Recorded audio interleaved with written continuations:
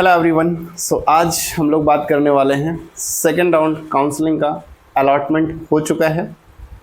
I hope so कि आपको college मिल गया होगा, मन मुताबिक नहीं मिला होगा, लेकिन कोई ना कोई कॉलेज ज़रूर अलॉट हुआ होगा। मेरिट काफ़ी हाई गई है। काफ़ी सारे बच्चे अगर छोड़ने की सोच रहे हैं और ये सोच रहे हैं कि थर्ड राउंड में हम लोग पार्टिसिपेट करेंगे, तो आई थिंक कि थोड़ा मुश्किल है। जो कॉलेज मिला है अब क्या कर सकते हैं, लेना तो पड़ेगा ही। खैर, कॉलेज मिल गया है तो कल आपको लखनऊ जाना है। क्या शेड्यूल रहेगा, कल किन किन बच्चों को जाना है, तो चलिए उसकी बात कर लेते हैं। सबसे पहले आपको दिख रहा होगा यहाँ कि 22 यानी कि कल के दिन बहुत ही जल्दी आ गया है शेड्यूल। 1-2 दिन का टाइम देना चाहिए, लेकिन बिल्कुल भी नहीं दिया है। अदर स्टेट के जो बच्चे हैं उनको काफ़ी प्रॉब्लम होने वाली है, क्योंकि कल आपको जो जाना है सेंटर पे, नोडल सेंटर पे। अब नोडल सेंटर कहाँ है? गवर्नमेंट होम्योपैथिक कॉलेज, ठीक है, गवर्नमेंट होम्योपैथी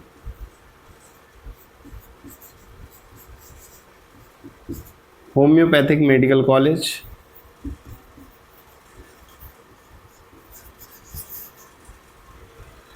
विराजखंड गोमती नगर। ठीक है, गोमती नगर आप जाएंगे तो आपको खुद ही पता चल जाएगा कि कहाँ पर है ये। ठीक है, गोमती नगर में ही है।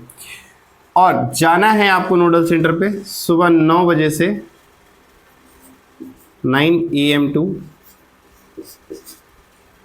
6 PM। ठीक है, महाराष्ट्र, राजस्थान, बिहार किसी भी स्टेट के बच्चे हैं तो कोशिश करिएगा, ट्रेन नहीं मिली है तो फ्लाइट अगर चलती है, अब बिहार में चलती है नहीं चलती है मुझे नहीं पता। ठीक है, तो अगर फ्लाइट मिल जाती है तो फ्लाइट से आइए, या फिर ट्रेन तो आपको नहीं पहुंचा पाएगी कल के दिन, लेकिन अगर कोई ट्रेन है, ठीक है, तो आप उससे भी आ सकते हैं, लेकिन आना आपको कल ही है। तो कौन से बच्चों को आना है? जिन बच्चों की रैंक 23,382 23,382 से 9 लाख रैंक तक के बच्चों को कल सुबह 9 बजे से शाम के 6 बजे तक, टाइमिंग डिसाइड नहीं है, किसी भी टाइम आप आ सकते हैं। 9 बजे के बाद 10 बजे, 11, 12, 1, 2, 3, 4 किसी भी टाइम पे आपको आना है। 6 बजे के पहले पहले आना है।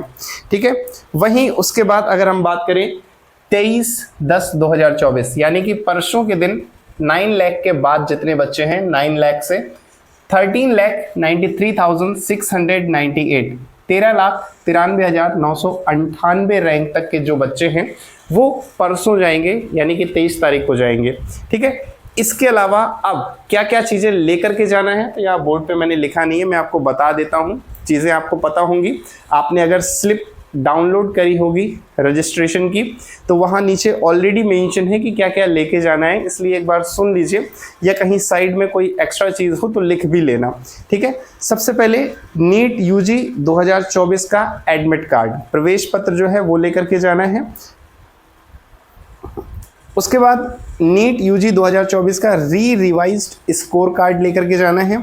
फिर हाई स्कूल अथवा समकक्ष परीक्षा का प्रवेश पत्र।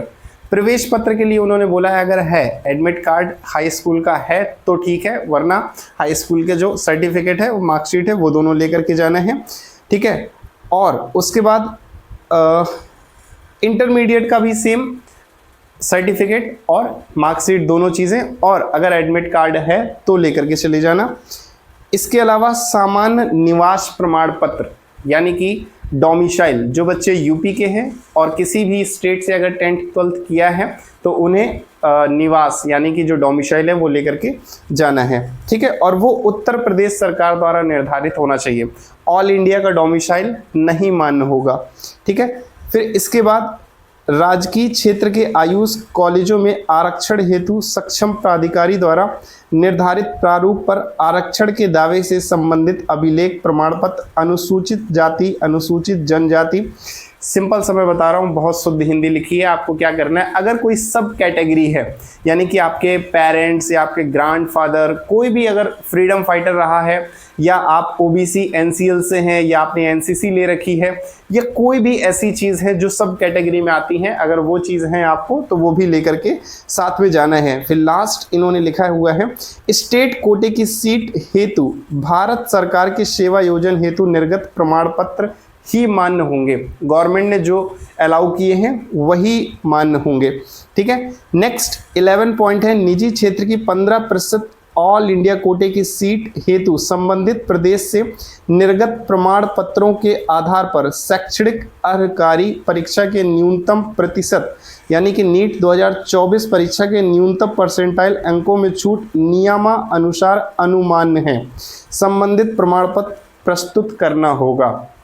क्या हिंदी लिखी है तो समझने में भी टाइम लगता है, बट फिर भी इन्होंने बोला है कि अगर 15% कोटे से आपको कोई कॉलेज मिल रहा है तो आपके जितने भी परसेंटाइल हैं उस हिसाब में जो भी यूपी आयुष काउंसलिंग ने नियम बना रखे उस नियम के अंतर्गत अगर आपको कोई भी चीज़ रिजर्वेशन मिलता है तो फिर आपको मिलेगा। अगर उनके नियम के खिलाफ नहीं है या नियम के खिलाफ है तो फिर आपको रिजर्वेशन नहीं मिलेगा। ठीक है, और उसका प्रमाण पत्र भी आपको दिखाना होगा, यानी कि सर्टिफिकेट होना चाहिए किसी भी रिजर्वेशन का। ठीक है, जो रिजर्वेशन के थ्रू आप आए हैं। ठीक है, स्पोर्ट्स का हो या किसी का भी हो, वो चीज़ आपके पास होना चाहिए। उसके बाद है अन्य पिछड़ा वर्ग तथा आर्थिक रूप से कमजोर यानी कि EWS। ठीक है, इकोनॉमिकली वीकर सेक्शन, उसका भी सर्टिफिकेट जो सक्षम प्राधिकारी द्वारा निर्धारित प्रारूप पर निर्गत हो वो 1/4/2024। ठीक है, अगर कोई भी प्रमाण पत्र है वो सर्टिफिकेट जो है वो आपका 1/4/2024 यानी 1 अप्रैल 2024 के बाद का होना चाहिए। ठीक है,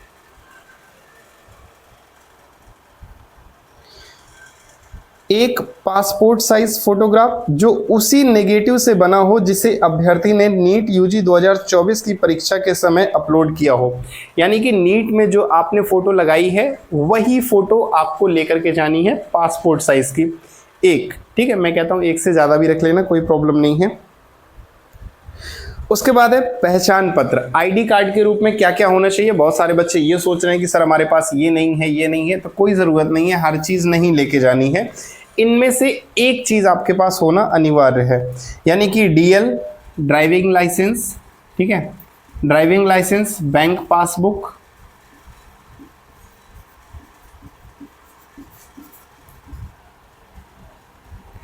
पैन कार्ड, फिर उसके बाद पासपोर्ट,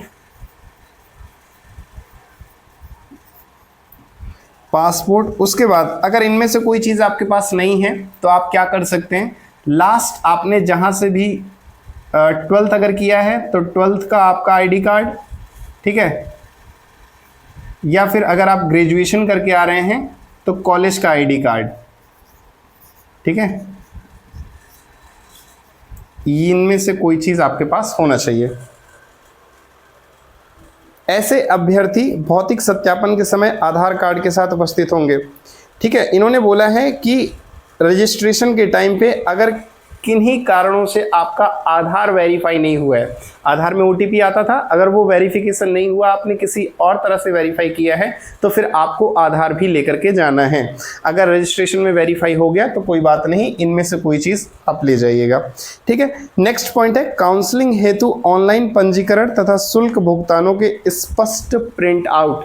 ठीक है, रजिस्ट्रेशन की स्लिप जो है और सिक्योरिटी की स्लिप या रिसिप्ट जो भी आप बोलते हैं। ठीक है, वो दोनों आपको लेकर के जानी है, उसका प्रिंट निकलवा लेना। फिर लास्ट एक पॉइंट है अनापत्ति प्रमाण पत्र। प्रथम चक्र से प्रवेशित उन अभ्यर्थियों के लिए जिन्होंने द्वितीय चक्र की काउंसलिंग में प्रतिभाग किया है, उन्हें द्वितीय चक्र की काउंसलिंग में प्रतिभाग करने हेतु प्रवेशित आयुष महाविद्यालय द्वारा निर्गत अनापत्ति प्रमाण पत्र द्वितीय चक्र के भौतिक सत्यापन के समय नोडल सेंटर राजकीय नेशनल होम्योपैथिक कॉलेज एवं हॉस्पिटल हनीमैन चौराहा विराजखंड गोमती नगर लखनऊ में उपस्थित होकर प्रस्तुत करना अनिवार्य है। अब क्या इतनी शुद्ध हिंदी में बोला है मैं आपको बता देता हूँ, इसको क्लियर अपनी लैंग्वेज में थोड़ा इसको रफ कर देते हैं।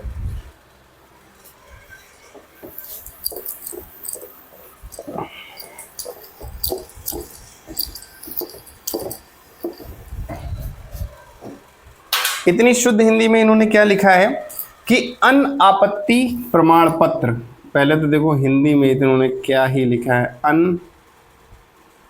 इतनी शुद्ध हिंदी तो मैं भी ना लिख पाऊँ। अनापत्ति प्रमाण पत्र। अब बच्चे कंफ्यूज हो रहे होंगे जिन्होंने पढ़ा होगा कि सर ये क्या होता है, ठीक है। इसे अपनी लैंग्वेज में बोलते हैं एनओसी, नॉन ऑब्जेक्शन सर्टिफिकेट, ठीक है, नॉन ऑब्जेक्शन सर्टिफिकेट। अब ये किन बच्चों को ले जाना है, इन्होंने बोला है ऐसे स्टूडेंट जिन्हें फर्स्ट राउंड ऑफ काउंसलिंग में कोई कॉलेज अलॉट हो चुका था और इसके बावजूद उन्होंने सेकेंड राउंड में पार्टिसिपेट किया है, चॉइस फिलिंग करी है और उन्हें कोई कॉलेज अलॉट हो गया है फिर से, यानी कि सेकेंड राउंड में उन्हें फिर से कोई कॉलेज मिल गया है। इनके पास, ऐसे बच्चों के पास एनओसी होना जरूरी है, ठीक है। कल जब आप वेरिफिकेशन के लिए जाएंगे तो आपके पास एनओसी होना चाहिए पहले वाले कॉलेज का, नॉन ऑब्जेक्शन सर्टिफिकेट, कि वो कॉलेज कोई ऑब्जेक्शन ना उठा सके कि हमारे यहाँ एडमिशन लेकर के ये दोबारा क्यों पार्टिसिपेट किया। तो आपके पास एनओसी है तो इट मीन्स कि पहले वाला कॉलेज आपको कुछ नहीं कह रहा है, ठीक है। तो ये एनओसी लेकर के जाना जरूरी है। अब एक लास्ट पॉइंट है, उन्होंने लिखा है उक्त अनापत्ति प्रमाण पत्र धारक अभ्यर्थी को मूल अभिलेखों की स्वप्रमाणित एक छाया प्रति प्रस्तुत करनी होगी। देख रहे हैं कितनी शुद्ध हिंदी है, पता नहीं कहाँ से लाते हैं। इन्होंने बोला है कि उक्त अनापत्ति प्रमाण पत्र, ऊपर जो इन्होंने बताया है एनओसी, अनापत्ति प्रमाण पत्र, यानी कि ऊपर की जो पूरी लाइन है उसके साथ साथ धारक अभ्यर्थी को मूल अभिलेखों की, यानी कि जो ओरिजिनल डॉक्यूमेंट्स हैं, ओरिजिनल डॉक्यूमेंट्स। अब कुछ बच्चे सोच रहे होंगे सर वो तो मेरे कॉलेज में जमा है, तो उन्होंने बोला है कि ओरिजिनल डॉक्यूमेंट्स की फोटोकॉपी, ठीक है, फोटोकॉपी। उन्होंने बोला छाया प्रति, छाया प्रति का मतलब हो गया कि फोटोकॉपी, ठीक है। ओरिजिनल डॉक्यूमेंट्स नहीं है कोई बात नहीं, एनओसी ले जाना और एनओसी के साथ साथ ओरिजिनल डॉक्यूमेंट्स की फोटोकॉपी आपके पास जरूर होनी चाहिए, ठीक है। एक फोटोकॉपी, बहुत ज्यादा नहीं मांगी है, आप चाहे तो 2 भी करा सकते हैं, एक आप खुद रख लीजिएगा, एक वो लोग जमा कर लेंगे, ठीक है। और स्वप्रमाणित, स्वप्रमाणित ये क्या चीज है सर? स्वप्रमाणित का मतलब हो गया सेल्फ अटेस्टेड, ठीक है। सेल्फ अटेस्टेड का मतलब हर डॉक्यूमेंट्स में नीचे आपके साइन होने चाहिए, ठीक है। तो ये इतनी सी चीज है जो कल आपको नोडल सेंटर्स जाने से पहले ये सारी चीजें अपने पास कंप्लीट कर लेनी है।